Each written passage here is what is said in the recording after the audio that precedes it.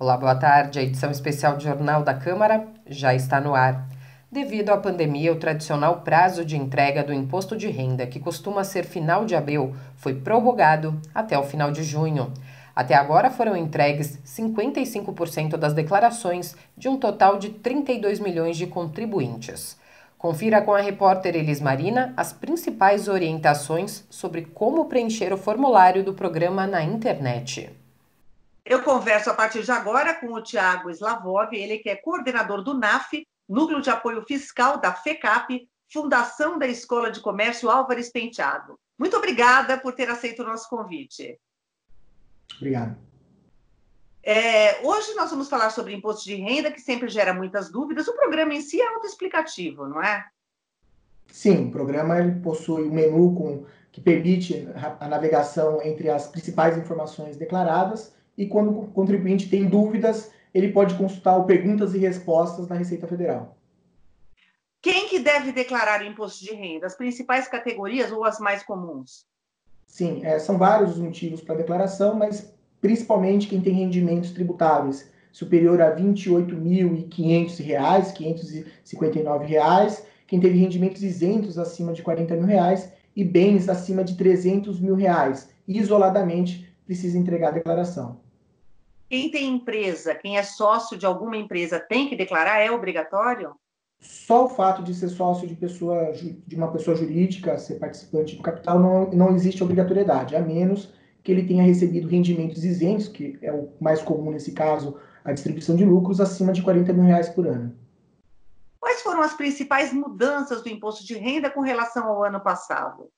A principal mudança em termos fiscais em relação ao ano passado é que não se permite mais fazer a dedução do pagamento de despesa média por conta de uma mudança da legislação nesse assunto. Mas outros exemplos, por exemplo, contas bancárias. Então, no momento de informar a conta da restituição da declaração de imposto de renda, o contribuinte vai perceber que ele vai buscar o dado lá na ficha de bens e direitos.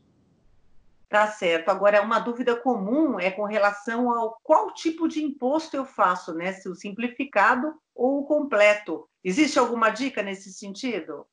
A principal dica é preencher a declaração com todos os documentos. Geralmente, se a pessoa tem despesas dedutíveis, médicas, instrução, dependentes, há uma chance maior da declaração completa ser a melhor, né? O próprio programa ele vai indicar a melhor opção, desde que o contribuinte informe tudo.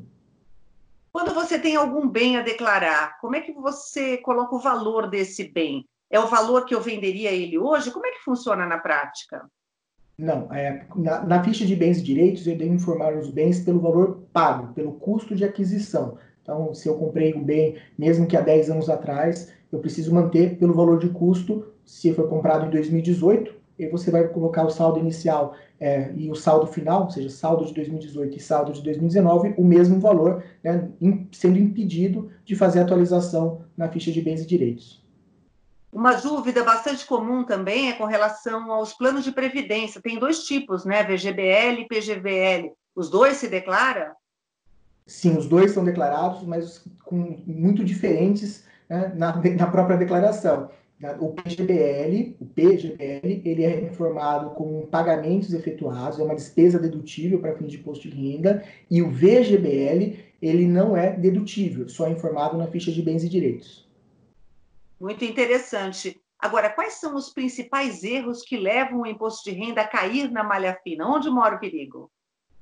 O perigo principal da malha fina são a falta de rendimentos e despesas sem comprovação. Então, deixar de informar, por exemplo, um rendimento recebido de uma empresa que o profissional, o contribuinte, ele trabalhou no começo do ano e foi demitido e esqueceu de informar o rendimento, rendimento de dependentes. Então, para quem declara cônjuge ou filhos como dependentes, tem que informar os rendimentos também na declaração destes dependentes, e pagamentos, de maneira geral, tem que tomar bastante cuidado com a origem, despesas médicas, por exemplo, notas fiscais e recibos costumam gerar bastante problemas na Receita Federal.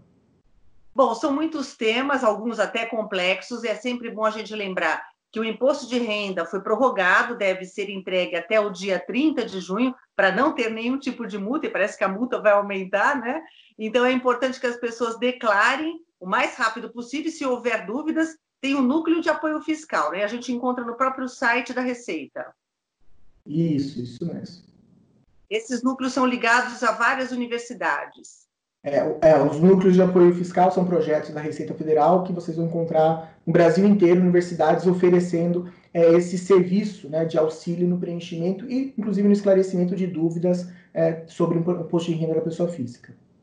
É um suporte bastante importante, por isso a gente deixa o site para que você não perca tempo e consulte para não cometer nenhum tipo de erro. Tiago Slavov, muito obrigada pela participação e pelas explicações.